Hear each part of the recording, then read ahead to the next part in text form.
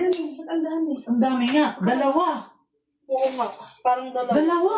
Ay, oo nga. Nakadalawa. Baka may iba pa silang dede. Hi everyone! Naalala nyo ba to? Yung sumobra ng padala yung na-orderan ko ng double deck? Nag-trending din to. Naka 63,000 views ako dyan. Ang mura lang kasi ng double deck sa kanila. Biruin mo, yung 6,000 na nakita ko dito sa physical store, 3,800 ko lang nakuha sa kanila. Pero may bukod na delivery fee yun. 1,050 yung inabot ng delivery fee ko dito sa Baliwag, Bulacan. Cash on delivery na, same day deliver pa. Kaya dito na lang ako umorder. Malaki na yung natipid ko, door to door pa yung delivery niya. Sa physical store, 6,000 pesos yung nakita kong pinakamababa, tapos pick up pa. Pero hindi nila ako affiliate ha. Na-share ko lang dahil itong si kuya nakausap ko dun sa Blue App, naging customer ko na. Customer ko na siya ngayon sa mga bedsheet. Ayan, bundle-bundle siya umorder. Nakailang order na rin siya. Diba? Dahil naging honest kami, binigyan kaming customer ni Lord. Minsan sinusubukan lang talaga tayo. Kung magiging honest tayo o hindi. Alam nyo, sa totoo lang, kaya ayoko na rin nakakakuha ng gamit na hindi sa akin. May kapalit, nawawalan din ako. Mas mahalaga o mas malaki pa nga yung halaga minsan. Kaya sa totoo lang, ayoko nang nakakapulot. Kahit sa sukli, pag sobra, ibinabalik talaga namin kahit kahit piso. Unless, hindi namin alam na sobra yung sukli. Pero alam nyo, minsan, mayroon talaga nagtitake advantage ng pagkakamali mo. Sa mga Gcash, pagka namali ka ng padala, sa mga sukli, sobra ka nang naibigay na binili nila. Ang reason nila, ikaw naman yung nagkamali eh. Hindi naman nila kasalanan yun. Pero di ba wala naman taong gustong magkamali. Wala naman negosyanteng gustong malugi. Ngayon, once na nalaman mo yung pagkakamali nila, tapos do sa pagkakamali nila, nakalamang ka. Pero pwede mo naman sana itama, kaya lang ayaw mo. Eh, nasa sayo na yung problema nun. Ako na naniniwala talaga sa karma, bad karma or good karma. Pag sa maduming paraan ako nakalamang, wala lang, share ko lang. Thank you, Lord.